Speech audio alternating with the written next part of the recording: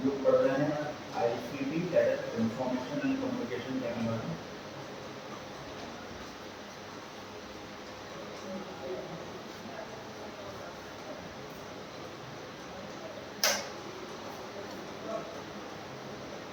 हम लोगों ने कंप्यूटर टेक्नोलॉजी के बारे में पढ़ा है।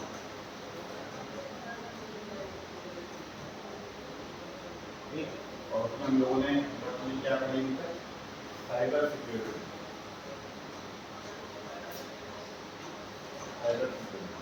साइबर सिक्योरिटी से रिलेटेड हम लोगों ने जो डेटा अभी तक पढ़ा है, जो हम लोगों ने सीखा है, वो क्या सीखा है कि साइबर सिक्योरिटी वो एस्पेक्ट है जिसके द्वारा हम कम्युनिकेशन टेक्नोलॉजी या कंप्यूटिंग टेक्नोलॉजी के माध्यम से जो खतरे हैं, जो थ्रेट्स जो हैं डिवाइड कर लेते हैं। थ्रेट्स को, थ्रेट्स कौन कौन से संभावित खतरे, तो कौन कौन सी बीमारियां थी, कौन कौन से प्रॉब्लम्स थी जो प्रॉब्लम करती हैं, एक करके एक से कुछ नहीं, वो एक बताएगा, बाकी दूसरा बताएगा। ठीक है, चलो पहला खतरा बताओ। पहला सबसे बड़ा थ्रेट क्या था, मतलब जो थ्रेट्स मैंने लिखवाए थे उनमें से पहला क्या था?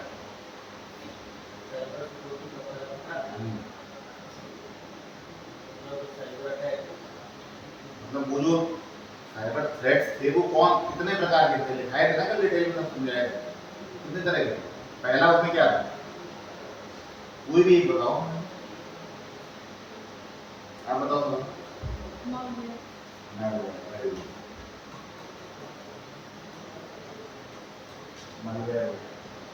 अब बताओ दूसरा क्या था? रिवीजन करना है ना, रिवीजन करके ही आना, नहीं तो अगली क्लास समझ नहीं आएगी। आप बताओ कल फाइव सिर्फ एक बताना है। नेक्स्ट आप बताओ। Virus, virus most common. उसके बाद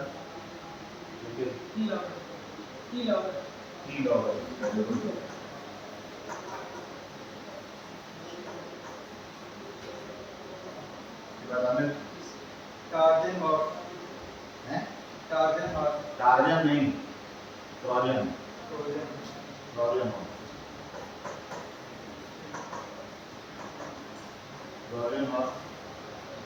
और एक और कौन सा रहेगा? फिशिंग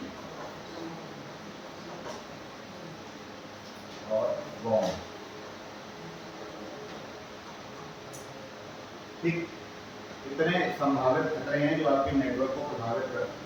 ठीक है ना, अब ये समस्या ये है कि आपको किस तरीके से पढ़ रहे हैं, किस सेंस में पढ़ रहे हैं कि आप लोग इनको भूल जाते हैं, क्योंकि ये तो दैनिक जीवन वाली बात है, क्योंकि याद करने वाली चीज है ही नहीं। एक आध नाम ऐसे हैं जो हो सकता है आपने थोड़ा सा कंपोनेंट ट्रोजन हार्ट हो गया या कीलॉगर हो गया, बॉम्ब हो गया,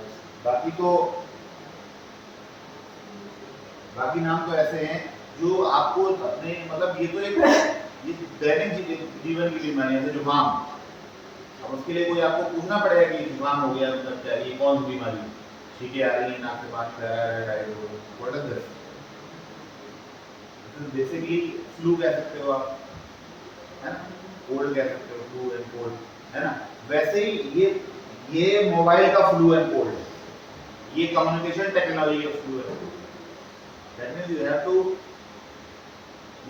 you have to know all these problems are, और इनको सबको हमने डिटेल में बताया था कि किसमें क्या प्रॉब्लम है, बहुत इंपॉर्टेंट टॉपिक हुआ है ये। ठीक है ना, इसको आप नोट कर लीजिएगा, जो लोग नहीं आए थे तो नोट कर लीजिएगा।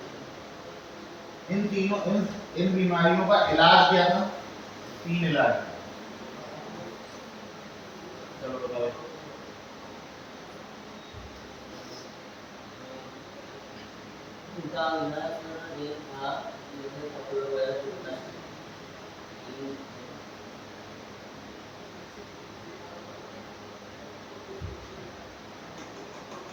एंटीवायरस, पहला इलाज तो एंटीवायरस है।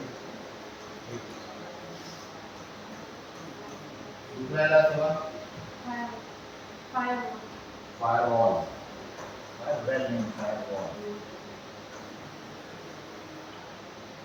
तीसरा सैंडबॉक्स।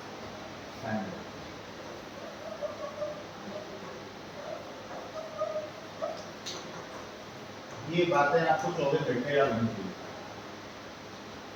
इतना इंफॉर्मेशन टेक्नोलॉजी का हमारे जीवन में हस्तक्षेप हो चुका है, उस हिसाब से ये बात आपको परमानेंटली बताऊंगी। इसको बार बार मतलब ऐसा नहीं कि भूल गए, कि देखा नहीं, कि रिवाइज नहीं किया, ये याद नहीं किया। ये जनरल प्रॉब्लम है जो आपके कम्युनिकेशन डिवाइस में होती है या हो सकती है, ठीक है ना, इसलिए इनको ध्यान रखना। तो ये अभी इसका हम लोगों ने चर्चा करी थी कि क्या क्या प्रॉब्लम है और इनका क्या इलाज है, इसके बारे में हम लोगों ने चर्चा करी। अभी एक इन्हीं बीमारियों में एक नई बीमारी ऐड हो गई है, और वो बीमारी भी है और वो एक तरह की टेक्नोलॉजी भी, इस बात और ध्यान दी। तो ये इनके अलावा एक बीमारी और एक टेक्नोलॉजी और ऐड हुई, इसका नाम है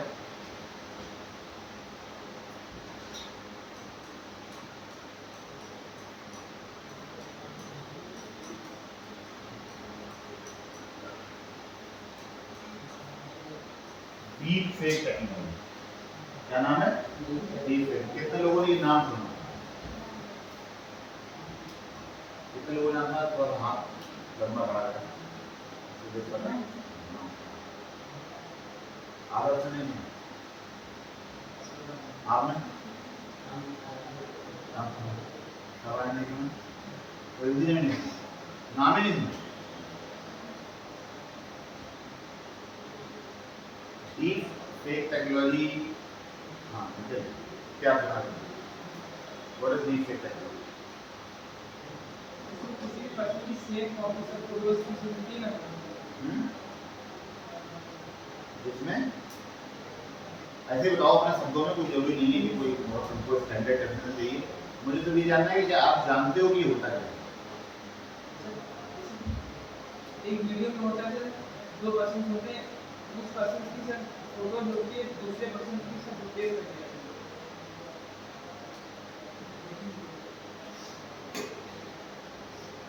हाँ, तुमने भी नाम सुना है ना? क्या सुना है? अच्छी चीजें की बुरी चीजें? ये सबसे अच्छी बात है मतलब कि जैसे ये है, जैसे सही जैसा लगे, रियल जैसा लगे, लेकिन वो रियल बोला हमें बहुत ज्यादा रियल होते हैं। सर देख सकते हैं यदि होता है किसी को जो होता चीज़ में वही दिखा दी जाती है, वास्तविक चीज़ जो होती है किसी के साथ किसी को ऐड कर दिया जाता है, उसको फोटो वायरल कर दिया जाता है।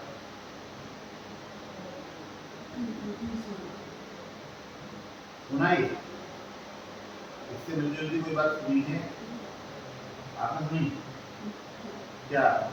यही तो कुछ सुना है, ये लोग कुछ गड़बड़ा रहे हैं, गलत कर रहे हैं। किसी चीज का मतलब जैसे कि डुप्लीकेट नहीं बताया है, डुप्लीकेट मतलब किसी चीज का मतलब कॉपी करना, कॉपी करना, मतलब बीच में मतलब गहराई से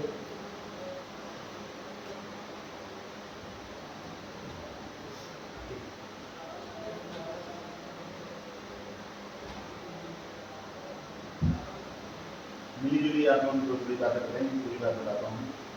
यदि किसी वीडियो, इमेज और ऑडियो, किसी भी वीडियो, इमेज या ऑडियो की सहायता से किसी भी एक व्यक्ति के हाव भाव, उसकी बोलना, उसकी बनावट, उसका चित्र, उसकी फोटो के आधार पर एक एआई इमेज डेवलप करना।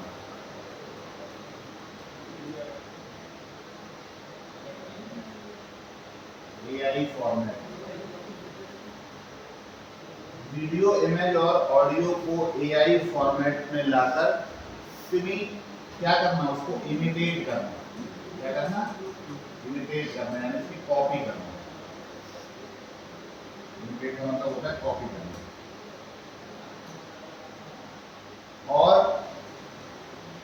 पहचान को छुपाना, टू हाइड द आइडेंटिटी, यानी अगर आप किसी भी पर्सन की वीडियो, इमेज और ऑडियो को सुपरइम्पोज करके एआई फॉर्मेट से उसकी पहचान को छिपाकर कुछ भी उससे एक्टिविटी कराते हैं तो इसको बोलते हैं डीप फेक।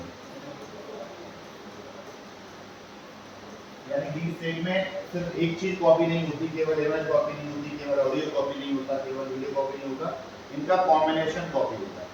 और ये इस समय दुनिया की सबसे खतरनाक बैड प्रैक्टिसेस में से एक है, जिसके द्वारा टेक्नोलॉजी का मैक्सिमम मिसयूज किया जाता है।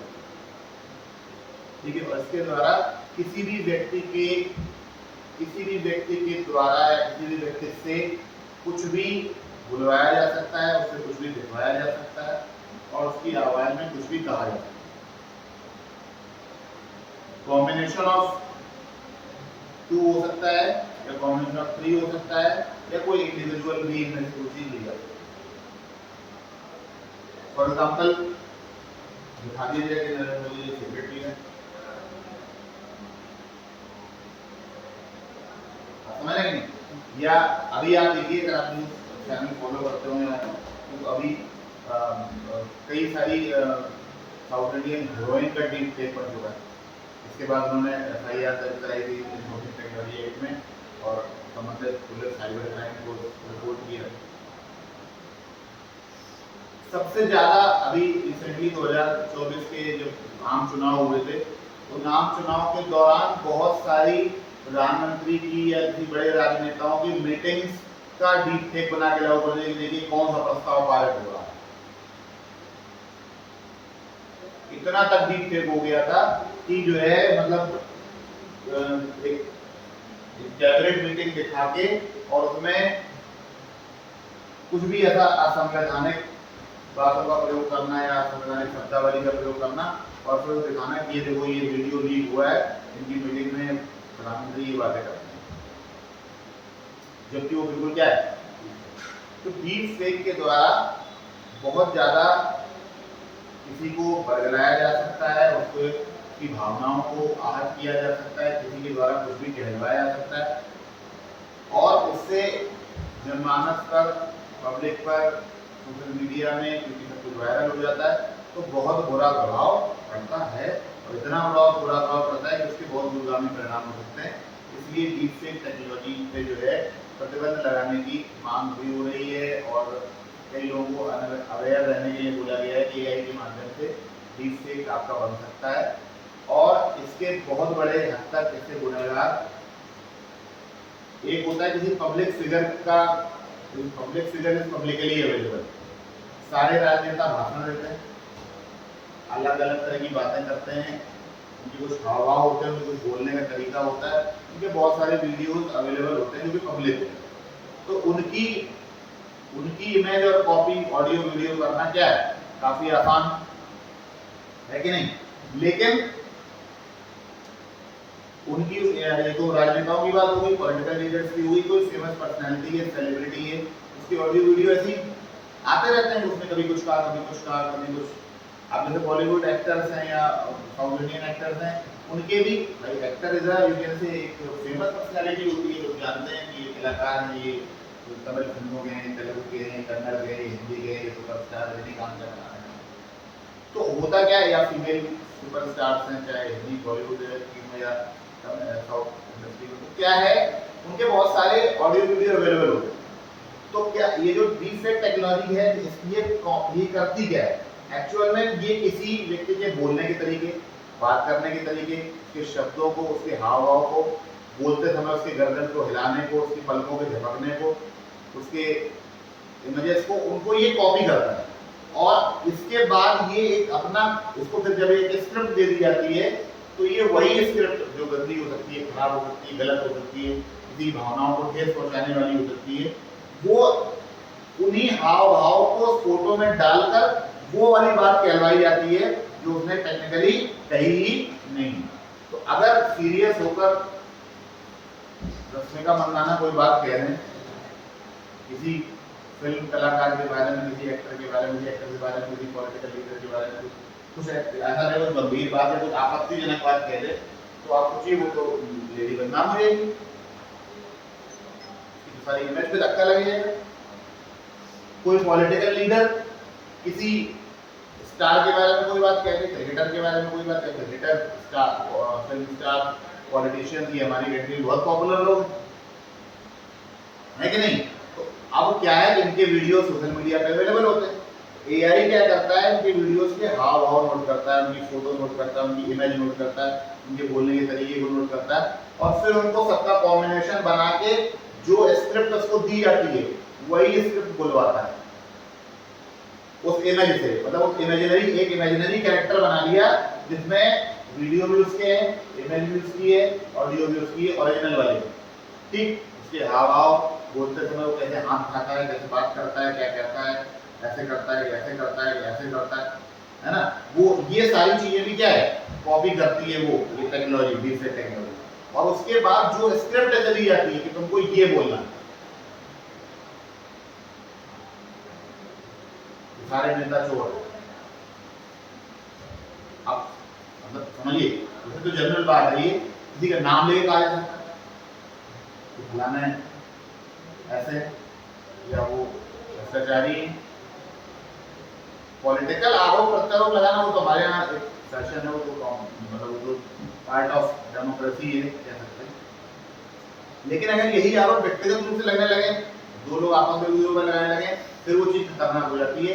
अभी कोई दो संप्रदायों के बीच में लड़ाई करानी हो तो एक संप्रदाय के लीडर का डीप फेक बना के और दूसरे संप्रदाय के बारे में कुछ उल्टा सीधा कहलवा दो, उससे दंगे हो जाएंगे इस देश में। तो जानते ही हो, देश में तो बात से दंगे हो जाते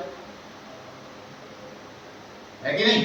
तो देश की एकता, अखंडता, खतरा उत्पन्न हो गया कि नहीं हो गया। यही बात ग्लोबल लेवल पे कह दी जाए तो और बदनामी हो सकती है। अभी प्रधानमंत्री जी को दिखा दिया जाए, उन्होंने कहा कि आने में तुरंत बताते हैं। इस तरह का कोई शब्द, अपशब्द या कुछ इस तरह की प्रोवोकिंग बात जो है कह दी जाए तो क्या हो, दो देशों के संबंध खराब हो जाएंगे आपस। इसलिए ये सबसे खतरनाक टेक्नोलॉजी है। अब ये तो हो गई फेमस पर्सनैलिटीज की बात, कि इसका शिकार कौन हो सकता है, जो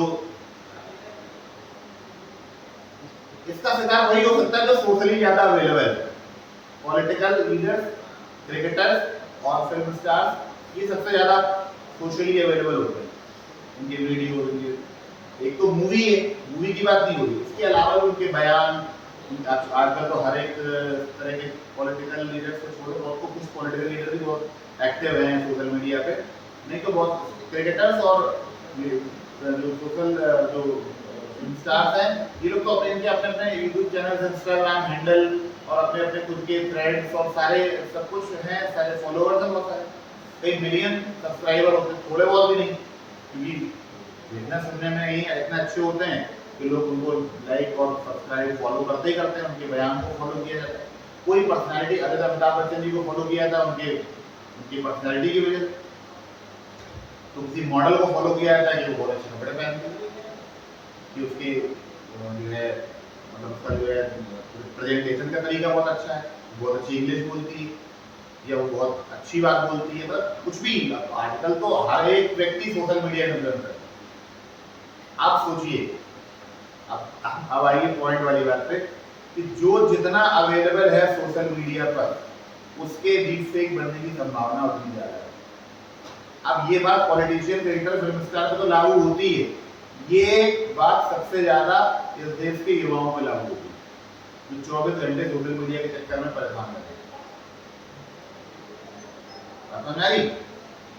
हर बात पे कमेंट करना, हर बात पे फोटो डालना, हर बात पे जो है अपने विचार करना अनावश्यक रूप से, जिसके बारे में आपको कुछ नहीं पता, आप उसके बारे में भी ज्ञानी।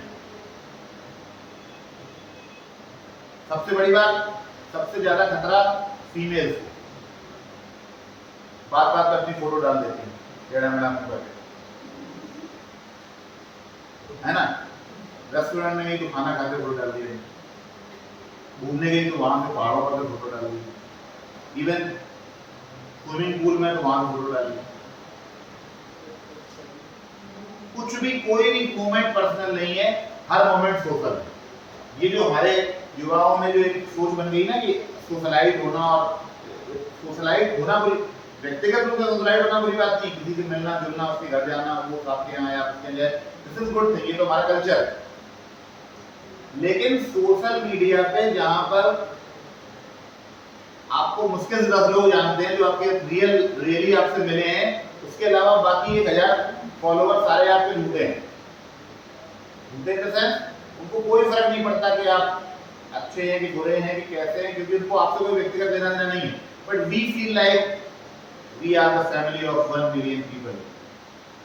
आप देखिए सोशल मीडिया इन्फ्लुएंसर कैसे लिखते हैं, आज हमारी फैमिली 1 मिलियन हो गई, आज केक कट रहा है, सेलिब्रेशन हो रहा है, या हमारे 1 लाख 10 लाख सब्सक्राइबर हो गए। उसमें कोई आपका फ्रेंड नहीं, वो सब वर्चुअल फ्रेंड है। जो आपको लग रहा है फ्रेंड्स है, वो आपके फ्रेंड्स थोड़ी हैं, ना वो आपके व्यक्तिगत व्यवहार को जानते हैं, कुछ जानते हैं। आपके कुछ चित्र को लाइक करना, आपके कुछ कमेंट को पढ़ लेना, उस पर हाँ या ना का जवाब दे देना, ये फ्रेंडशिप नहीं। हमने अपने चारों ओर जो सोशल मीडिया का जो एक दायरा बना लिया है, उसके अंतर्गत हम इतने ज्यादा वायरल होने के चक्कर में हमने अपने पर्सनल मोमेंट्स को, प्राइवेट मोमेंट्स को, अपने जीवन के निजी पलों को इतना ज्यादा सोशल पब्लिकली ओपन कर दिया है कि we all are under the threat of deepfake. अब आप समझिए, कितने भी ये डीफेक टेक्नोलॉजी है, असलियत में क्या है, इनको चाहिए डेटा। इनको क्या चाहिए? डेटा। जितना ज्यादा इनके पास डेटा होगा, उतने बढ़िया बढ़िया डीफेक ये तैयार कर सकते हैं। अब किसी बड़े नेता, मंत्री, अधिकारी या किसी सेलिब्रिटी को बदनाम करेंगे तो आज तो कल कर लिए जाएंगे, ठीक है। हो सकता है कुछ समय के लिए उनको फायदा नुकसान हो जाए, लेकिन लॉन्ग टर्म ये नहीं कर सकते, क्योंकि किसी बड़ी हस्ती को इस तरह बदनाम करने पे बहुत बड़ा एक्शन हो सकता है गवर्नमेंट की तरफ से, है ना। और चलिए मान लीजिए वो पकड़े जाए, नहीं पकड़े जाए, लेकिन फिर भी एक पॉइंट वो आएगा कि उसके बाद लोग जान जाएंगे कि इनको बदनाम किया जा रहा है, ये सब वीडियो ठीक नहीं है। बात समझ रही नहीं? तो वहां पे तो क्लियर हो जाएगा। अब अगर इस तरह का, अगर किसी फिल्म स्टार का कोई गंदा चित्र मान लीजिए कोई प्रकाशित कर दिया गया, तो एक बार किया जाएगा तो लोगों को डाउट होगा कि अच्छा ये ऐसा करती है, ऐसा करता है। लेकिन जब बार बार होगा तो वो कहेगी भैया मैंने FIR कराई है, कोई मिसयूज कर रहा है मेरे को। तो जब 2-4 बार ऐसा होगा तो लोग जान जाएंगे ना कि लोग इनके नाम का, इनके चित्र का, इनके इमेज का, ऑडियो वीडियो का मिसयूज कर रहे हैं, तो लोग फिर उस बात को स्वीकार नहीं करेंगे। लेकिन जो लोग सेलिब्रिटी नहीं है, जो आम जनता है, जो आम पब्लिक है, जो गली मोहल्ले में रहने वाली लड़की है, लड़का है, अगर उसकी इस तरह कोई फोटो आपकी गली मोहल्ले में प्रचारित हो जाएगी, आपके शहर में, आपके इलाके में, वो बच्चा या बच्ची को बदनाम हो जाएगी। वो कहां से एक्सप्लेनेशन लाएगी? वो कहेगी अच्छा ऐसे थोड़ी होता है, कुछ ना कुछ तो किया होगा तभी तो। हमारा समाज तो आप जानते ही।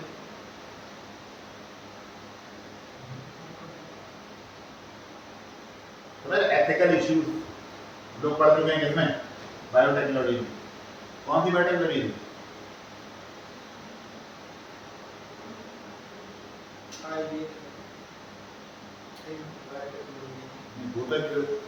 एथिकल इश्यूज के अंतर्गत जो बायोटेक्नोलॉजी पढ़ रहे थे वो कौन सी थी?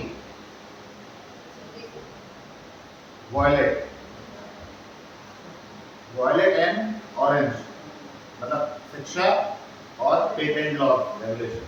तो क्या था? कुछ इस तरह के नियम कानून ही नहीं। अब आप समझिए, यानी कहने का मतलब ये है कि जो जितना ज्यादा सोशल मीडिया पर अपने आप को ओपन, एक्सपोज और शेयर करता है, मेरी बात सुनिएगा ध्यान से, आपको बहुत इंपॉर्टेंट और काम, ये आप अपने किसी भी रिश्तेदार, जानने वाले, घर में छोटे भाई बहन, परिवार में सज्जन जो भी हैं, आपके महिला और पुरुष जो आपके रिश्तेदार हैं, उनसे सबसे शेयर करने वाली बात है। याद रखिए, जितना डेटा आप सोशल मीडिया पर शेयर करेंगे, उतना आपके साथ फ्रॉड होने की संभावना ज्यादा है। जितना ज्यादा आप सोशल मीडिया पर एक्टिव रहेंगे, उतना ज्यादा आप वल्नरेबल हैं टू साइबर अटैक्स। और सुनिए, आने वाले समय में उन्हीं लोगों की कीमत होगी जिनका डेटा सोशल मीडिया पे अवेलेबल नहीं है। सुन लीजिए बहुत अच्छी तरीके से, आपको एक बहुत पॉइंट वाली बात बता रहा हूँ, मैं बहुत सारे जर्नल वगैरह भी पढ़ता रहता हूँ। एक समय आएगा कि डेटा बिकेगा, पर्सनल डेटा, कंपनियां खरीदती हैं पर्सनल डेटा, जो आप अच्छा अब आप समझिए, कई सारे फेसबुक पे और कई सारे ऐसे ऐप हैं जहाँ पे देखिए कि आपको अपनी फोटो में ट्रांसफॉर्मेशन दिखता है, जहाँ से आप अपनी फोटो को अच्छा कर सकते हैं। आप अगर काले गोरे हो सकते हैं, बहुत सुंदर हो सकते हैं, आपके लिप्स रेड हो सकते हैं, आपकी जुल्फें लहरा सकती हैं, है ना। ऐसा कुछ हो, जो जो फीचर आपके अंदर नहीं है वो फीचर एआई के द्वारा उसमें डाला जाता है। एक और इसी तरह का ऐप वगैरह, अभी फेसबुक पे एक ऐप बीच में चला था जिसमें कोई व्यक्ति बूढ़ा हो जाएगा तो कैसा लगेगा। एक ऐप चला था जिसमें था कि जैसे आप अपनी फोटो डालिए, रियल फोटो, तो वो दिखाएगा कि जब आप 60 साल के होंगे तो आप कैसे लगेंगे, 75 के होंगे तो कैसे लगेंगे, 80 साल के अगर आप भगवान न करे हो गए तो कैसे लगेंगे, हैं। 80 साल तक कोई जीना चाहता है यहाँ पे, है कोई? मरना कोई नहीं चाहता, लेकिन आज के समय में 80 साल तक जीने का मतलब सुनने में थोड़ा awkward लगता है कि कैसी बातें कर रहे हैं, लेकिन ठीक है, उससे पहले निपटना अच्छा है, स्वस्थ हालत में, है कि नहीं।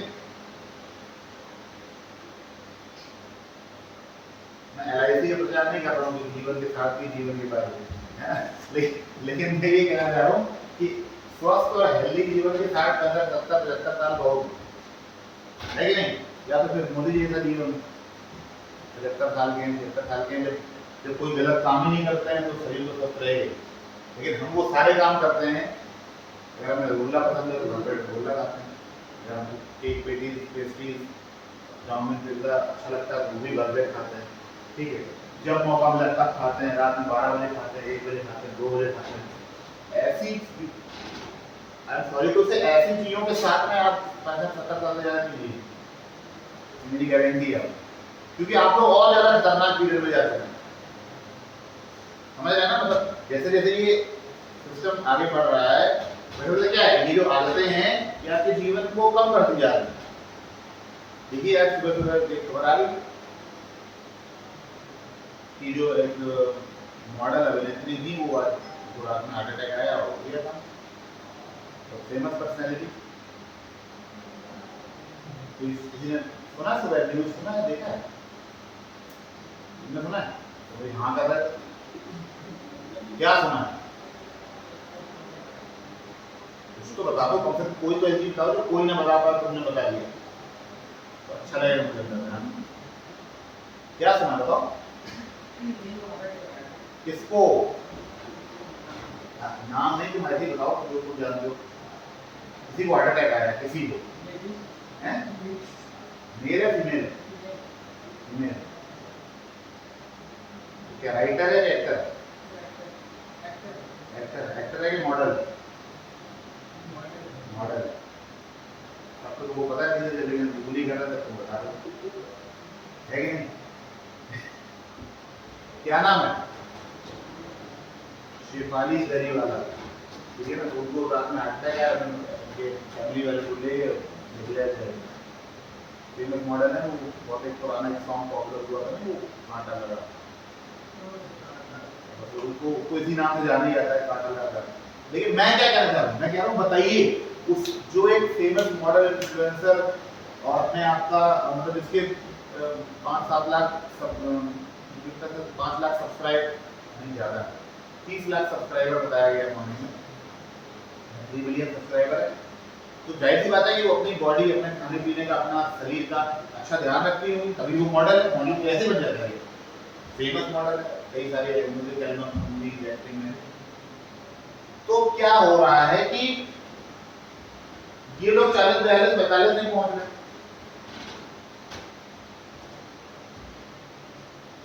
तो हम आप जैसे लोग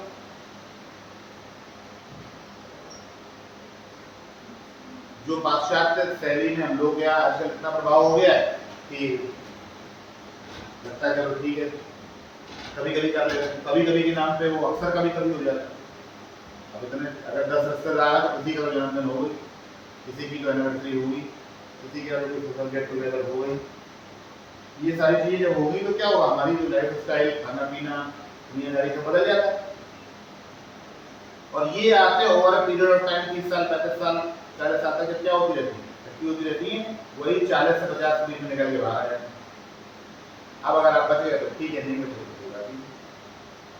यहाँ से बचते बचाते 50 प्लस हो गए, 60 में पहुंच गए, 60 किसी तरीके दवा खा के 60 तक पहुंचे। अगले 5 साल बहुत क्रिटिकल है।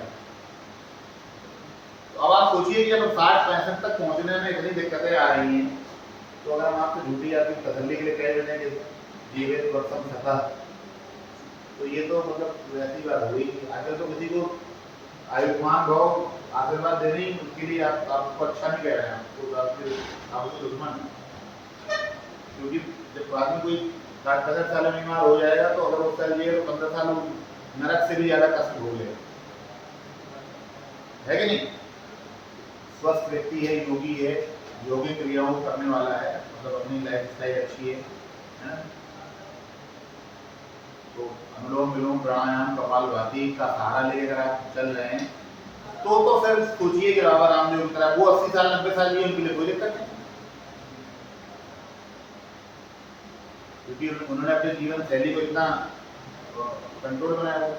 तो आप समझिए ये जो कॉन्सेप्ट पूरा आ रहा है, जैसे ही आप पब्लिक हुए वैसे ही आपका डेटा आया, आपने सोचा कि मैं कैसा लगूंगा जब मैं 60-65 साल का हो जाऊंगा।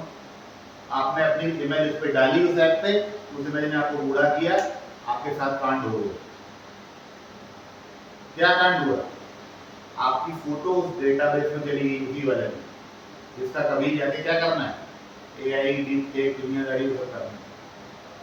ये कंपनियां ऐप के नाम पर ये डेटा आपसे कलेक्ट करती हैं और फिर इस डेटा को बड़ी बड़ी इंटरनेशनल कंपनीज को जो डेटाबेस पे काम करती है उनको आपकी फोटो भेज दी जाती है। आपको पता ही नहीं कि आपकी फोटो भेज दी, उसके पैसे भी किसी ने आपकी फोटो के पैसे भी दे दिए।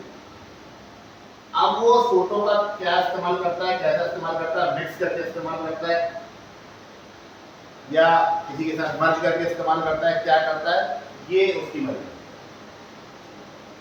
क्यों? क्योंकि जब आप ऐप डाउनलोड करते हैं तो आप देखिए agree agree agree agree agree agree करके बहुत सारे टर्म आते हैं और हम लोग जल्दी में डाउनलोड करने के चक्कर में सब पे टिक लगा के ओके एक्सेप्ट,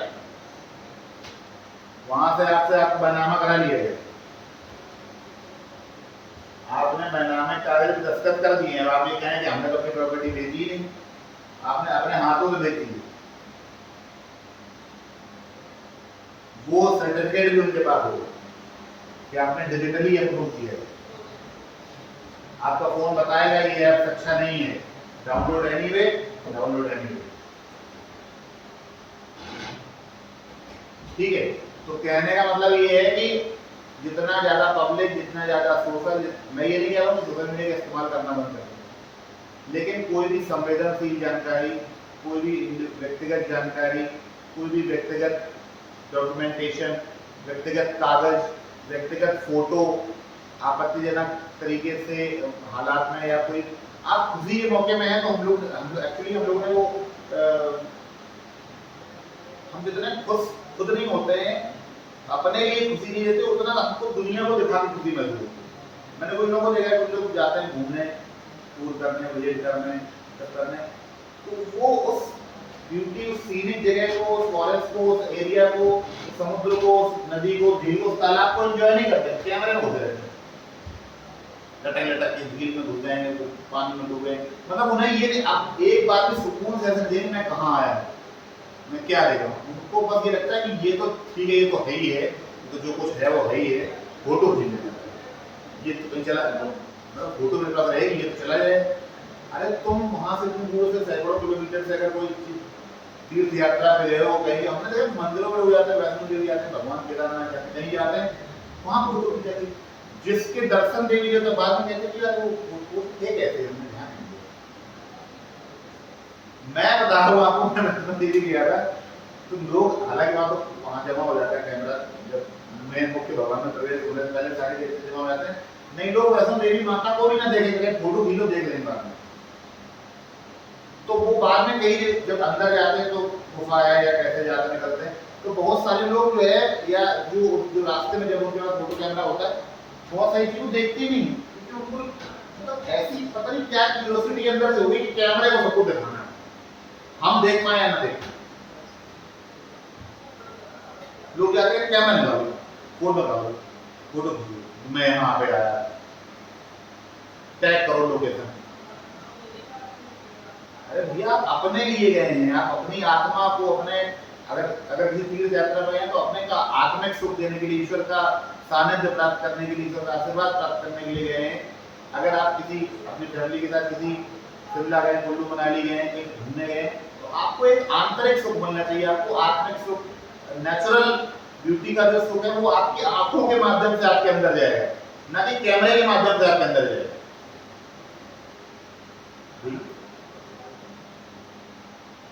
एक तो और फिर उसको शेयर करना व्यक्तिगत फोटो।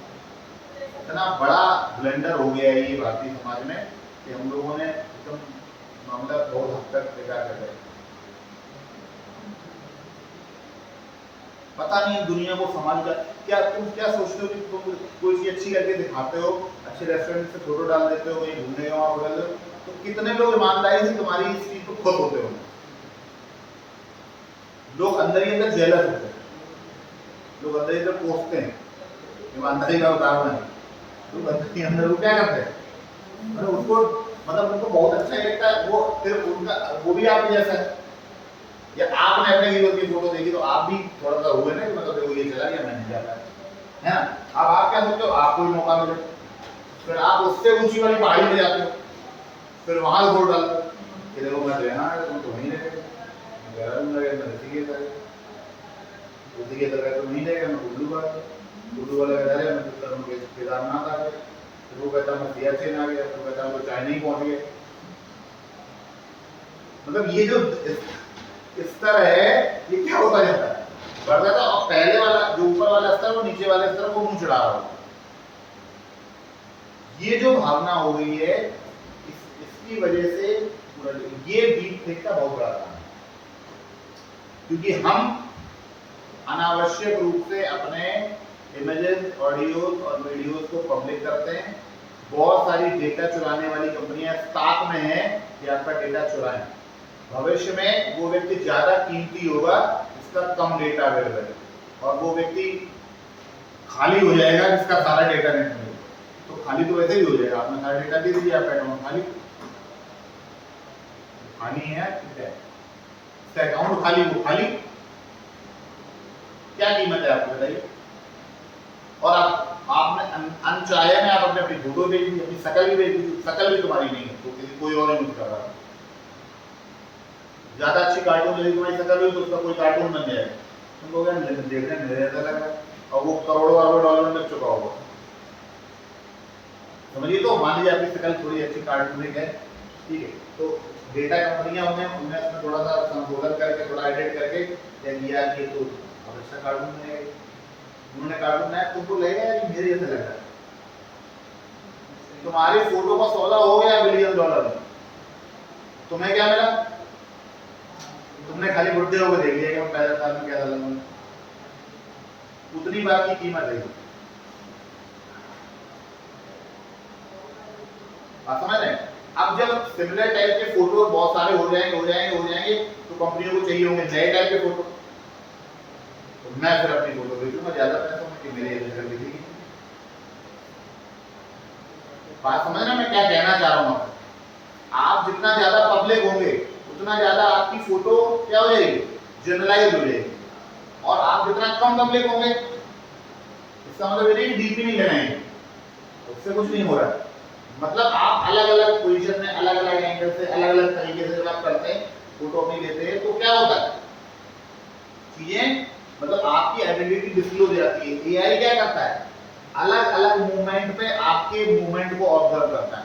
इसलिए अगर जो लोग वीडियो बनाते हैं, पता है बीच में क्या चला था, एक ऐप आया था बीच में, जिसमें एक चाइनीज एक कंपनी थी, उसने पता क्या, जो अपने देश के टॉप एजुकेटर्स हैं, उसमें किसी एक का मैं इंटरव्यू सुना तो उसने मुझे बताया, मतलब उसने उसके इंटरव्यू मैंने सुना, उसने कहा मेरे मुझसे एक चाइनीज कंपनी ने संपर्क किया और ये कहा कि सर आप जो है वीडियो बनाते हैं, मेहनत करते हैं, कंटेंट लिखते हैं, ये करते हैं, वो करते हैं, दुनिया भर की मेहनत करते हैं, हम आपको एक तरीका बताते हैं, आप हमको दिए 10,000 रुपये, मतलब कुछ पैसे उन्होंने फीस डिमांड करी, और ये कहा कि हम आपके कुछ इमेजेस लेंगे अलग अलग एंगल, कुछ फोटो लेंगे, और हम आपको कुछ बोलने के लिए देंगे, आप वो बोलेंगे, हम आपसे कहेंगे पलक झपकाओ, तो आप अपने नेचुरल तरीके से पलक झपकाएंगे, हम आपसे कहेंगे कि आपने कुछ आपको मैटर देंगे, वो कंटेंट आपको बोलना है, उसको हम क्या करेंगे, उसको हम रिकॉर्ड करेंगे। उसके बाद ये 15-20 मिनट का एक हम रिकॉर्डिंग आपकी करेंगे, जैसे जैसे हम कहेंगे आपको वैसे वैसे करना है, ठीक है ना। उसमें कुछ हाव भाव ही होंगे, जैसे स्माइल करना, मुस्कुराना, खुश होना, एक्साइटेड होना, कुछ आपको हाव भाव भी बताएंगे, वो भी आपको करना है, ठीक है ना। जो आपका कोई फेमस स्टेप हो, जो बच्चे आपका पसंद करते हो, क्या ऐसे करते हैं तो बड़े अच्छे लगते हैं, बच्चे कमेंट करते हैं कि आप ऐसे करते हैं तो अच्छा लगता है, ज़्यादा समझ में आता है, या जो लगे आपको कि बच्चों को आपकी ये वाली हरकत पसंद है ऑनलाइन, वो सारी चीज़ें आप करेंगे, हम आपसे करवाएंगे। और इसके बाद क्या करना है आपको, उसके बाद कुछ नहीं करना, उसके बाद आपको एक स्क्रिप्ट, उसके बाद आपको अपना वीडियो को भी रिकॉर्ड ही नहीं करना। आप हमको टॉपिक दीजिए कि किस टॉपिक पे अपना वीडियो बनाना चाहते हैं, हम उसकी AI इमेज बनाकर, इमिटेट करके, डीप फेक बना के, हम डीप फेक तो नहीं बोला, वो यही बोला कि उसकी AI इमेज बना के क्या करेंगे, उस स्क्रिप्ट को आपकी इमेज रूपी जो हमने कैरेक्टर बनाया है, क्योंकि उसके अंदर आपके सारे हाव भाव हमने डाल दिए। अब आप हमको सिर्फ टॉपिक बताइए कि आपको किस टॉपिक पे बोलना है। तो जैसे मैंने कह दिया कि मेरे साथ ऐसा हुआ, मैंने अपनी फोटो खिंचवाई, सारा कुछ किया, और फिर मैंने बोल दिया कि मुझे बायोटेक्नोलॉजी पे बोलना है, या IVF टेक्निक पे बोलना है, या CRISPR-Cas9 पे बोलना है। तो आपने मुझे दिया, अब CRISPR-Cas9 पर जानकारी सोशल मीडिया पे और ऑनलाइन बहुत सारी अवेलेबल है। एक क्रक्स बनाया है, AI से वो भी जनरेट कर लिया, और एक 10, 15, 20, 25 लाइन का एक पेज का बना लिया। अब उस AI कैरेक्टर को वो स्क्रिप्ट उससे बुलवा दी और उसको यूट्यूब पे वायरल कर दिया। सारे स्टूडेंट समझेंगे कि सर ही हैं हमारे जो बायोटेक्नोलॉजी में IVF टेक्निक के बारे में पढ़ा। कुछ नहीं करना आपको सूट भी नहीं करना। आप बताइए, बात समझ आ रही है? नहीं, तो मामला कहां तक पहुंच चुका है? तो उन्होंने कहा कि नहीं, मैंने कहा कि नहीं, मैं तो टीचर हूँ, मैं खुद रिसर्च करता हूँ, खुद बताता हूँ, एग्जाम के हिसाब से चीज़ों को सिलेक्ट करता हूँ। तो मैंने बताया, तो वो AI के बारे में ही समझा रहे थे, और उन्होंने बताया कि ये तक संभव है AI से, इसलिए अगर कल को मेरी कोई गलत फोटो आ जाए और मैं गलत तरीके से आ जाए, और जो मैं बताता हूँ उससे कोई अपोजिट बात करे, और ये वो कहे कि नहीं, वो मैं प्रिटेंड करे कि वो जो है मैं हूँ, तो आप लोग कृपा करके उस पर भरोसा मत करिए।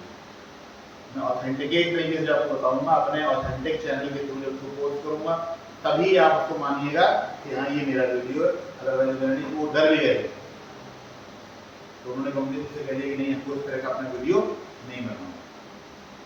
और वो कह रहे थे कि बहुत ज़्यादा बड़ा खर्चा नहीं था, ऐसे 25,000 रुपये में पूरा प्रोजेक्ट तैयार था। कहते फिर आप स्क्रिप्ट देते रहिएगा, तो हम उसी स्क्रिप्ट को उसके ऊपर चलाते रहे। क्यों? क्योंकि उसने सारे हाव भाव कॉपी कर लिए थे, उसने सारी इमेजेस कॉपी कर ली थी, उसने सारे बोलने का तरीका, दिखने का तरीका, पलक झपकाने का तरीका, एवरीथिंग ही हैज कॉपी। अब आया ठीक है। भारत में अभी तक इससे निपटने के लिए कोई कानून नहीं।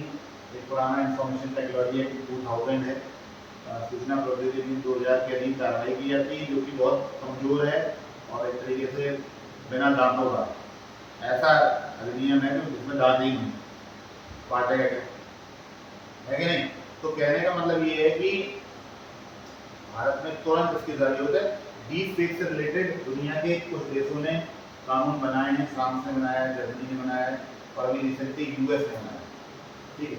इसको उन्होंने डीप फेक को एक अपराध की श्रेणी में ला दिया है, और कुछ मतलब इस पर चेक एंड बैलेंस की प्रक्रिया बनाई कि नहीं, इस तरह का नहीं होना चाहिए, क्योंकि और जाहिर सी बात है दुनिया देशों में टेक्नोलॉजी का प्रयोग बढ़ रहा है और ज़्यादा होगा है। जो भारत जैसा देश है तो टेक्नोलॉजिकली बहुत साउंड हो चुका है, हम लोग टेक्नोलॉजिकली बहुत एक्टिव हो चुके हैं।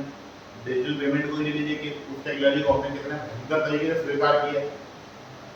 क्या लोग 2-2, 4-4 रुपए का ऑनलाइन पेमेंट कर देते हैं, है कि नहीं? और इतने सारे बिलियंस डॉलर का डिजिटल पेमेंट हम लोग कर देते हैं। तो क्या इससे क्या निष्कर्ष निकलता है? इससे निष्कर्ष निकलता है कि हम लोग ने मतलब हमें सोशल मीडिया के बहकावे में नहीं आना है, और किसी भी तरह की चीज़ को बिना जाने शेयर नहीं करना है। अपनी इमेजेस बिना मतलब में शेयर नहीं करनी है, अपने वीडियो फालतू में नहीं डालने हैं, अपने प्राइवेट मोमेंट्स को पब्लिक नहीं करना है, ठीक है। एक शांत संयमित विचारधारा के साथ अगर आप सोशल मीडिया पर अपने विचार रखना चाहते हो तो कोई बुराई नहीं, लेकिन असंयमित भाषा, असंयमित वेशभूषा, अनाप शनाप वर्ड इस तरीके से बोल के जो है अपने आप को प्रचारित और प्रसारित करने का कोई फायदा नहीं है। You are getting prone to be the victim of cyber crime. यानी आप ऐसा करके अपने आप को साइबर क्राइम के प्रति और क्या बना लेते जा रहे हैं, इसके लायक बनाते जा रहे हैं कि आपके साथ साइबर क्राइम होने की संभावनाएं लगातार क्या होती जाएंगी, बढ़ती हैं। असल में लिखिए, शक्तिशाली कंप्यूटर्स भी इसी के लिए देखो, शक्तिशाली कंप्यूटर्स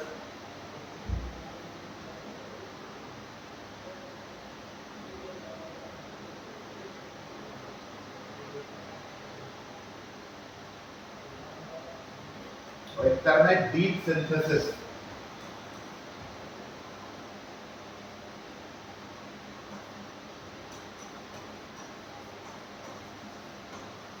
शक्तिशाली कंप्यूटर एवं डीप सिंथेसिस तकनीक का प्रयोग करके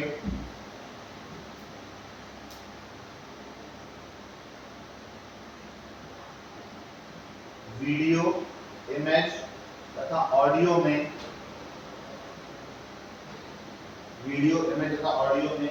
हेर फेर करने की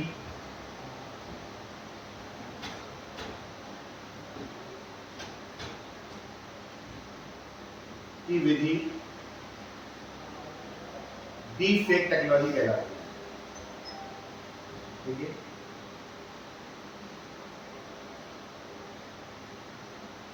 It is the manipulation. It is का मतलब यहाँ this technique से बात होगी। It is the technique of manipulation. It is the technique of manipulation of video, audio and image through powerful computers and deep fake and deep synthesis through powerful computers and deep synthesis with the help of AI is called deep fake technology.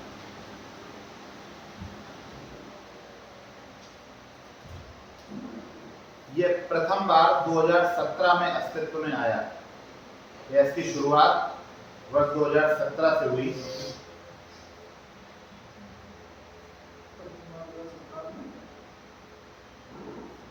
इसकी शुरुआत 2017 से हुई, पहली बार 2017 में सामने आया।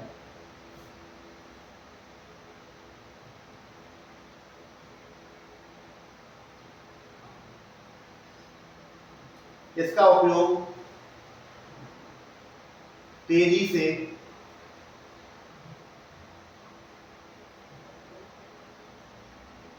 फर्जी समाचार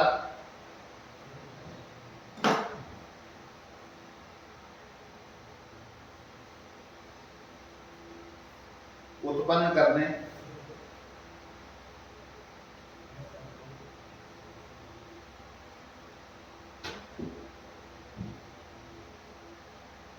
वित्तीय हेरफेर करने या वित्तीय धोखाधड़ी करने,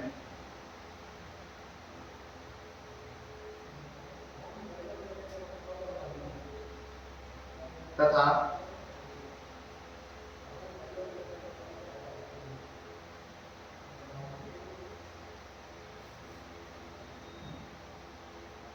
व्यक्तिगत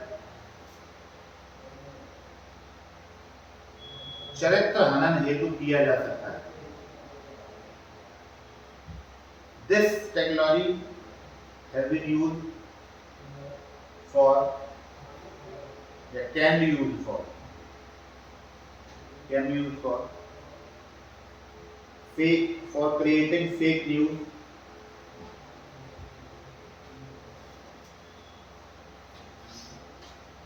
performing financial frauds,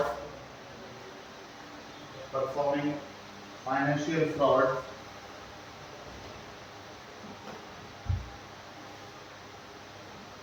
इसको से नहीं बाद में इसको उससे मैच कर दिया तो हुआ इसको बता था कि इसको उससे कर दिया गया था इन्वर्टर तो ये बंद हो गया था लाइट भी बंद हो गया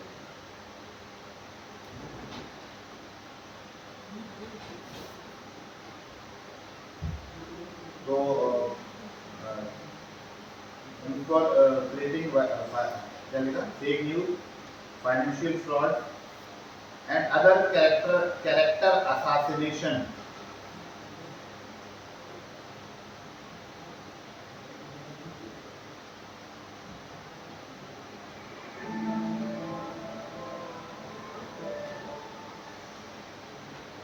Methods. They are character assassination techniques. There is no formidable law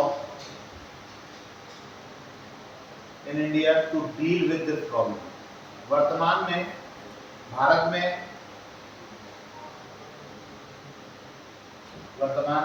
में इस प्रकार का कोई कानून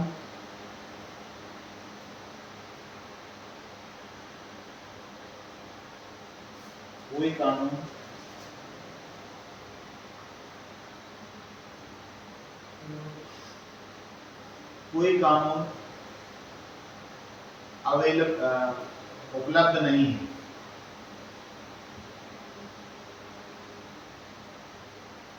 जो इस तरह की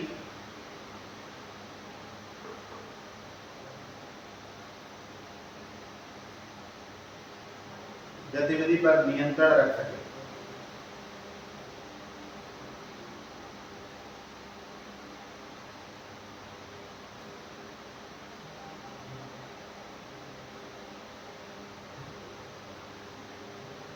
कुछ वर्ल्ड में कई जगहों पर ऐसी कुछ रिसर्च चल रही है ऐसे इक्विपमेंट्स बनाने की ऐसे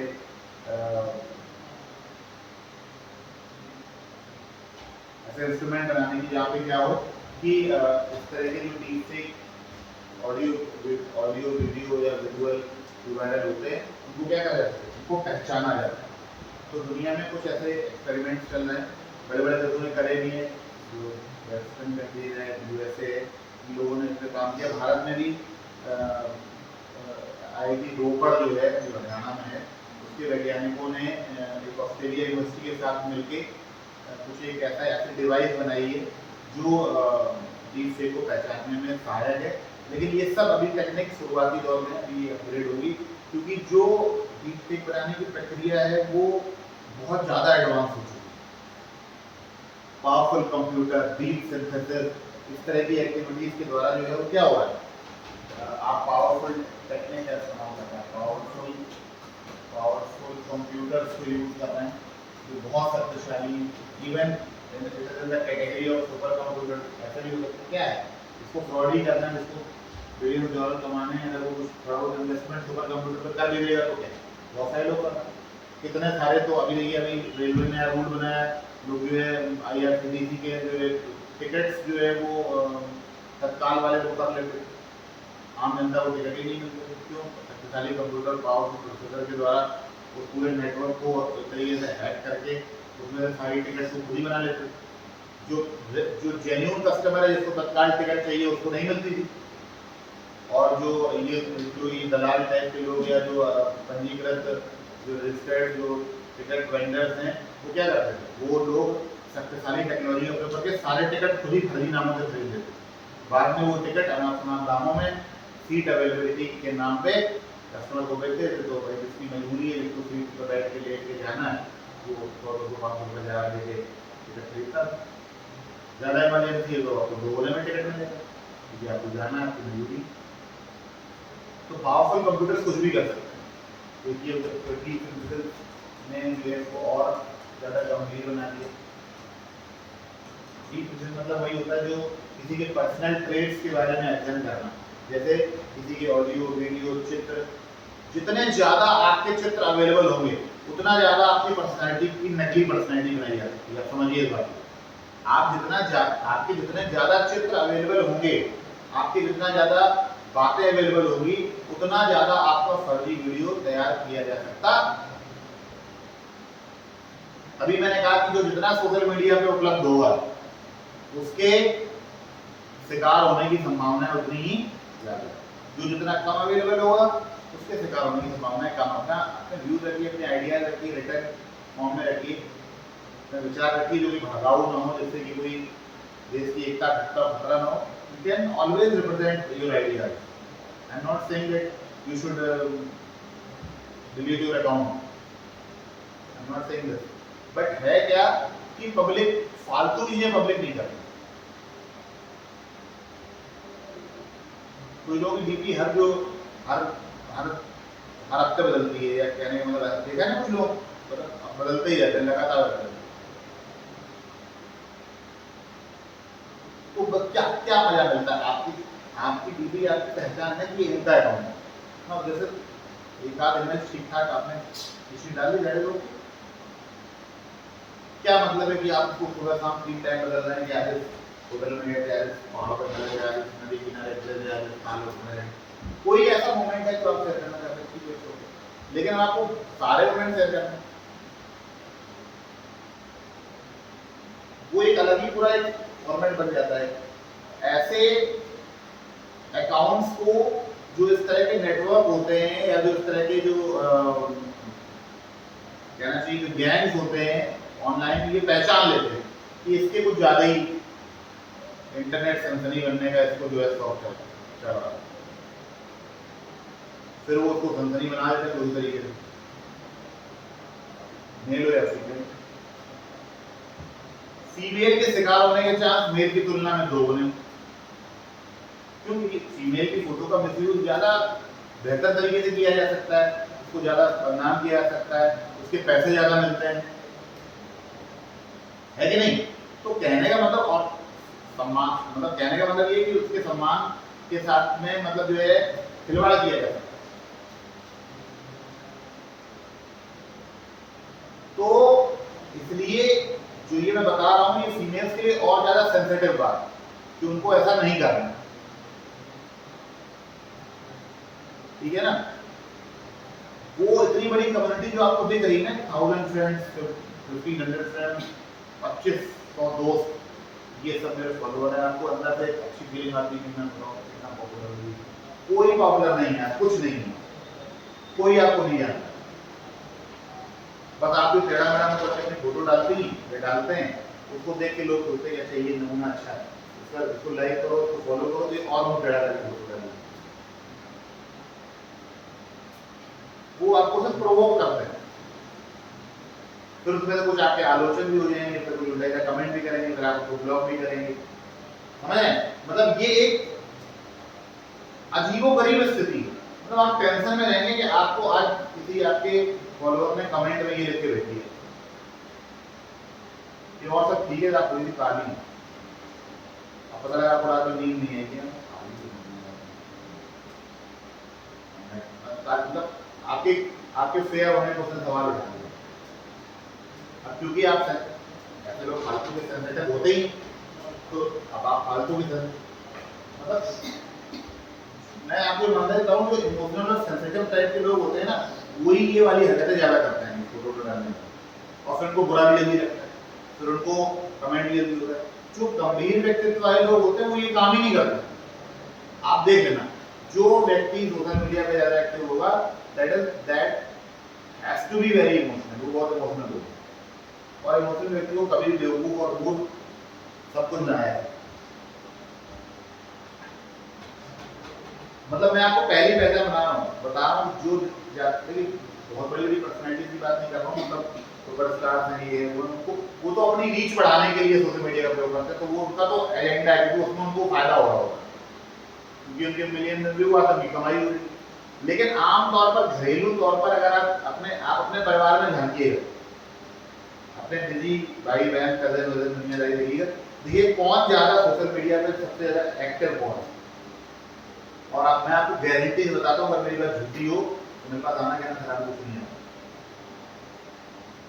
आसपास अपने सर्च करो अपने फ्रेंड्स और परिवार में कि कौन व्यक्ति ज्यादा सोशल मीडिया पे एक्टिव है, और वो एक नंबर का साइको ना हो तो मुझसे बताना। साइको मीन्स सेंसिटिव, मतलब साइको मतलब पागल नहीं मतलब, साइको मतलब वो है कि आप उसको बहुत जल्दी प्रोवोक कर सकते हैं, वो बहुत जल्दी इमोशनल हो जाता होगा या होगी, मेरे में दोनों ही रहता है ना। आप उसकी तारीफ करेंगे तो बहुत खुश होगा, आप कह देंगे तुमने अच्छे कपड़े नहीं पहने तो क्या है, ठीक है कभी ऐसे करने चिढ़ जाएगा।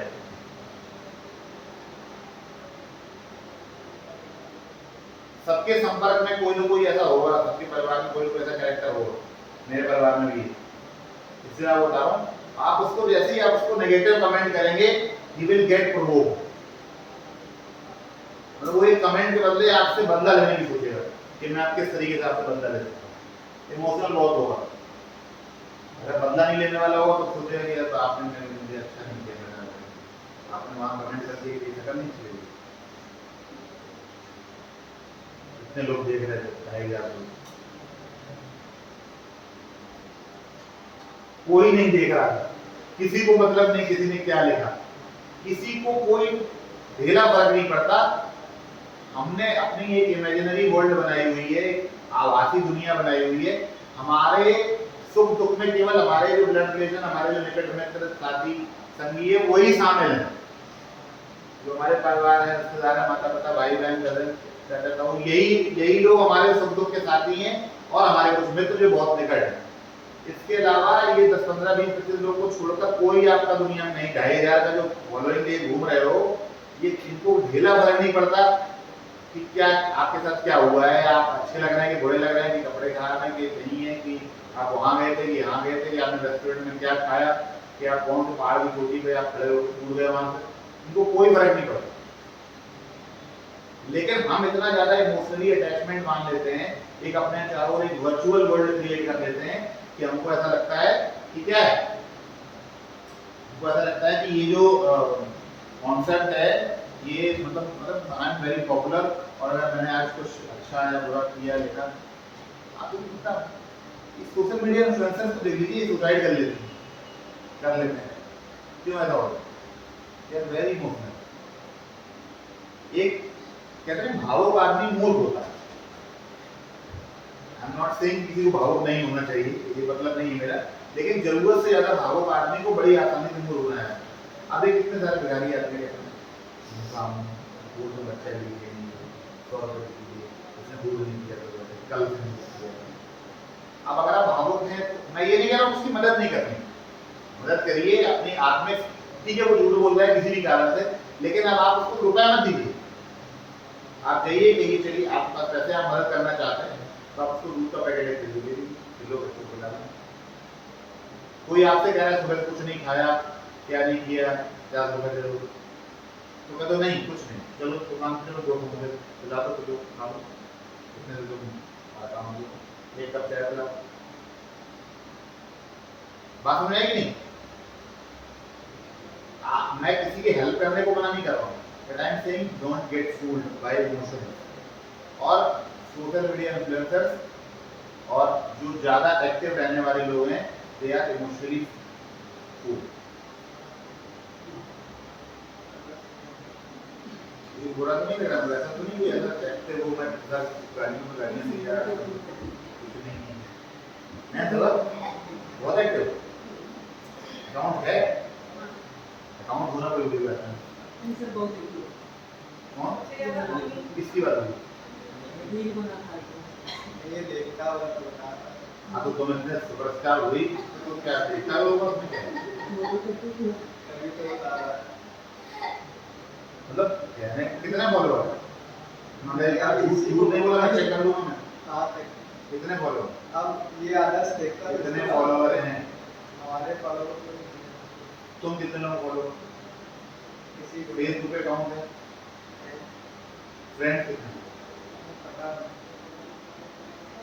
ये क्या होता है पता नहीं, अकाउंट है लेकिन उसका तो क्या देखने जा रहे हैं?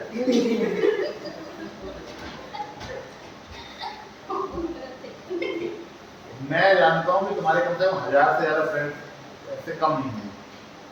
ये मैं मेरा अंदर की मतलब एक आईक्यू मेरा कहता हूँ, अभी मैं चेक करूँगा आपके साथ।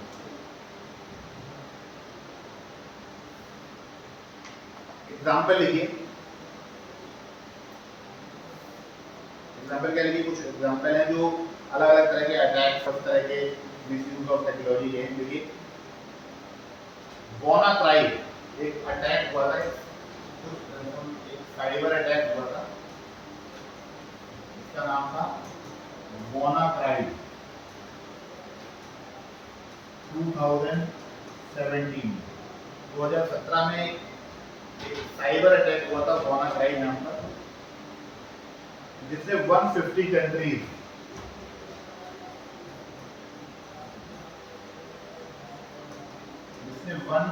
कंट्रीज के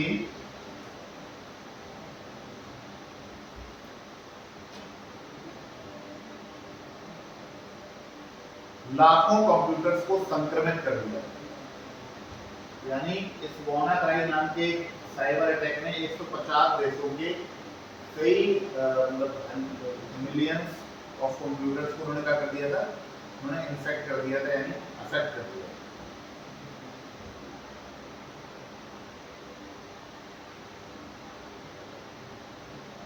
इसके बारे में कहता है कि ये चाइनीज खाता है, ठीक है, जानते हो इस तरह कोई चीज होती है। चाइना ने तो हैकर्स की एक पूरी सेना बना के रखी है। उनको पता है कि आने वाला समय जो है वो लोगों की जानकारी और लोगों को साइकोलॉजिकली और उनको टेक्नोलॉजिकली वीक करने पे है। तो उन्होंने तो पूरी तरीके से उन्होंने तो एक अपनी, मैंने आपको कल भी बताया था कि वो एक किसी की वेबसाइट हैक कर लेते हैं, किसी को चेक कर लेते हैं, इंपॉर्टेंट जानकारियाँ निकाल लेते हैं, किसी कोई प्रणाली चल रही है तो उसमें प्रॉब्लम क्रिएट कर देते हैं। इस तरह की अटैक्स वो करते रहते हैं। 90% हमारे देश में जो साइबर अटैक्स होते हैं उनके पीछे चाइना का।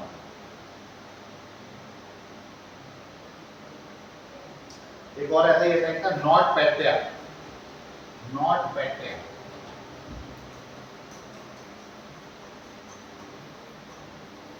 इसके बारे में कहा जाता है कि एक रशियन साइबर अटैक था, एक विनाशकारी मैलवेयर अटैक था। It is a malware attack in 2007 में। ऐसा देखो, मैलवेयर अटैक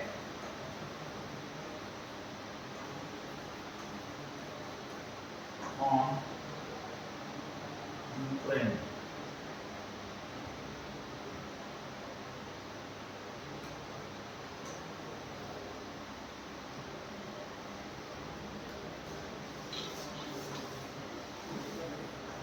यूक्रेन के ऊपर एक मॉलवेयर अटैक था। तो ये कहा जाता है कि रशिया ने करवाया था, एक संक्रमित मैलवेयर था, इससे ये अटैक करा था यूक्रेन। ये रूस पर होने वाला एक मैलवेयर हमला था। इसने फाइनेंशियल, एनर्जी और गवर्नमेंट सेक्टर को टारगेट किया है। तो कोई भी किसी भी सेक्टर को टारगेट किया था। इसके बाद एक ऐसा ही हमला हुआ था पेगासस स्पाईवेयर के नाम। ये सब केस स्टडीज हैं के तौर पे आप इनको ले सकते हैं। पेगासस, मैंने बताया था आपको, पेगासस स्पाईवेयर था। क्या था ये? स्पाईवेयर था। किस कंट्री का था? इजराइल का। 2017 में ये हुआ था। और इसने क्या करा था,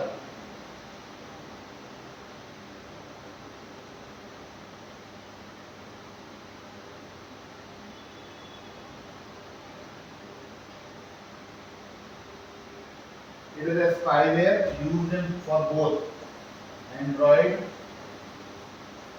and iOS platform। एंड्रॉइड और iOS प्लेटफॉर्म दोनों पे जो डिवाइस चलती है वो क्या होती है? Mobile phone. कौन सी डिवाइस चलती है? Mobile phone. तो ये मोबाइल फोन के दोनों तरह के वर्जन, जैसे ये हम लोग के जो फोन है नॉर्मली वो क्या है? Android phone. और जो एप्पल होता है वो iOS प्लेटफॉर्म है। एप्पल का जो प्लेटफॉर्म है वो iOS होता है। तो ये सब पे एक जैसे ही अटैक करता है। इसके लिए कोई फोन है चाहे वो iOS हो, जबकि iOS को बड़ा सिक्योर माना जाता है। एप्पल के फोन के डेटा प्रोसेसिंग बड़ा सिक्योर मानते हैं। इसलिए आप देखिए ज़्यादा जो बड़े बिजनेसमैन या जो एग्जीक्यूटिव होते हैं वो आईफोन रखना पसंद करते हैं। जिससे उनका डेटा फालतू में क्या ना हो, शेयर ना हो किसी के साथ। तो थोड़ा सा सिक्योरिटी मेजर्स इसमें थोड़े ज़्यादा होते हैं। तो पेगासस के लिए कोई फर्क नहीं पड़ता कि वो एंड्रॉइड फ़ोन है या आईफोन है, उस सब पे एक कैसा अटैक करता है। जीरो क्लिक अटैक भी कहते हैं इसे, और इजरायली कंपनी साइबर आर्म्स ने इसे बनाया था, इसे जीरो क्लिक अटैक भी कहते हैं।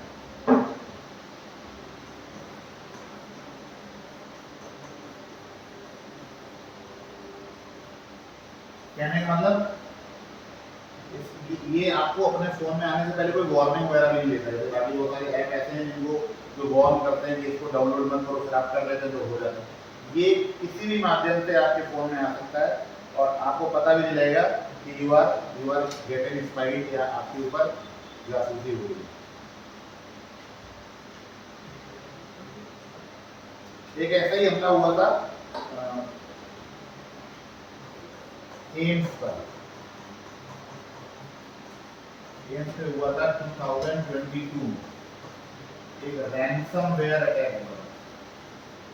ये भी एक तरह का रैंसमवेयर अटैक, ये भी एक तरह का साइबर अटैक है, इसे रैंसमवेयर अटैक कहते हैं। एम्स पे हुआ था 2022 में, और इसमें जिससे स्वास्थ्य सेवाएं प्रभावित हो गई थी। It affected the health services at AIIMS. इसमें एम्स में जो हेल्थ सर्विसेज थी उनको अफेक्ट नहीं करता। अफेक्टेड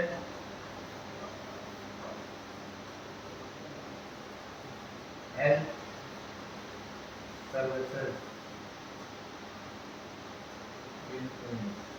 एम्स जानते हैं ना? एम्स क्या है? एम्स क्या है? एक मिनट, एम्स क्या है? मेडिकल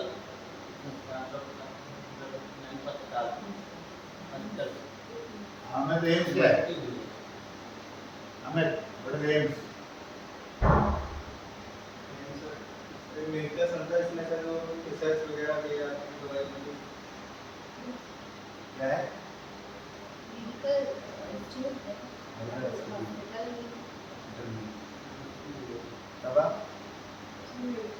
एम्स का नाम सुना है?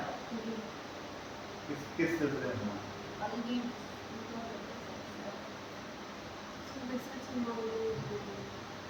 रंजीत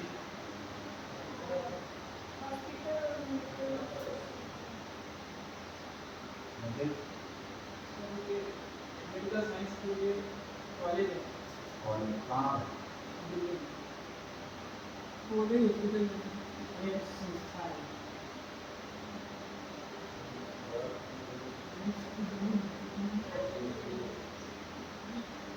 फुल फॉर्म है all India institute of medical sciences, और ये देश का सबसे बड़ा सरकारी अस्पताल है।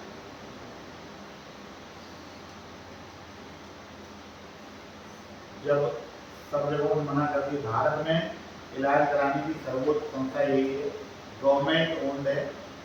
गवर्नमेंट ओन्ड सबसे बड़ी संस्था यही है। वैसे तो मेदांता भी है और अपोलो हॉस्पिटल ग्रुप भी है ना? ये सब प्राइवेट ग्रुप्स हैं, लेकिन सरकारी सबसे बड़ा एम्स है। इसलिए आप देखिए, जब भी कोई, और नई दिल्ली में है तो कोई भी जो वीवीआईपी या कोई बहुत बड़ा कोई नेता मंत्री अधिकारी कोई बहुत बड़ा लेवल का बीमार होता है तो कोई एम्स ले जाते हैं। नहीं कि अटल बिहारी वाजपेयी एम्स भर्ती थे, मनमोहन सिंह को एक बार प्रॉब्लम हुई, वो एम्स भर्ती हुए, कई बड़े बड़े नेता मंत्री अधिकारी जो सीरियस हो जाते हैं तो कोई एम्स ले जाते हैं। एम्स देश का सबसे बड़ा सरकारी अस्पताल है, इसे कहते हैं all India institute of medical science. ठीक है, आमतौर पर ऑल इंडिया भी कह देते हैं। ठीक है, तो बहुत ज़्यादा प्रचलित है ये वर्ड ऑल इंडिया का। अखिल भारतीय आयुर्विज्ञान संस्थान, हिंदी में से कहते हैं अखिल भारतीय आयुर्विज्ञान संस्थान। तो ये क्या है? ये देश का सबसे बड़ा गवर्नमेंट हॉस्पिटल है। अब इसका मतलब मैंने आपको बताया कि सरकारी अस्पताल, इसका मतलब ऐसा थोड़ी कि केवल वीआईपीज के लिए, ये आम जनता के लिए। इसके लिए जैसे आप अपने, मान लो कोई भगवान न करे किसी को परिवार में किसी को गंभीर कोई बीमारी हो जाए, जिसका इलाज अब उसके जिले के अस्पताल में या उसके स्टेट के अस्पताल में मुमकिन नहीं है, तो भारत का नागरिक होने के नाते उसको सबसे अच्छे संस्थान में इलाज कराने का मौका मिलना चाहिए, नहीं मिलना चाहिए? मिलना चाहिए ना। गवर्नमेंट हॉस्पिटल है तो कोई गवर्नमेंट के खर्चे पे इलाज होता है, बहुत नॉमिनल जो है फीस स्ट्रक्चर है इसका। अब आप सोचिए पूरे देश का कोई भी व्यक्ति all India institute of medical sciences में अपने आप को ओपीडी करा सकता है, तो ये बहुत अच्छी बात है। मतलब जिसका नाम पूरे देश में है कि एम्स गए थे और Indian institute of medical science गए थे, वो व्यक्ति कोई भी भारतीय नागरिक यहाँ पर किसी डॉक्टर को, यहाँ देश के टॉप डॉक्टर्स होते हैं, वहाँ अपने आप को दिखा सकता है। उसका एक तरीका है, उसका तरीका ये है कि उसको एक ओपीडी का ऑनलाइन रजिस्ट्रेशन करना होगा। आमतौर पर हम लोग अपने लोकल अस्पताल में जाते हैं तो ओपीडी में जाते हैं तो या तो टोकन मिल जाता है, अगर भीड़ होती है तो पर्ची टोकन मिल जाता है, नहीं होती तो सीधे जाके पर्चा बनवा के सीधे चले जाते हैं, तो दिखा देते हैं कि ओपीडी सबको पता होगा ओपीडी, पता है ना व्हाट इज ओपीडी? ओपीडी क्या होता है?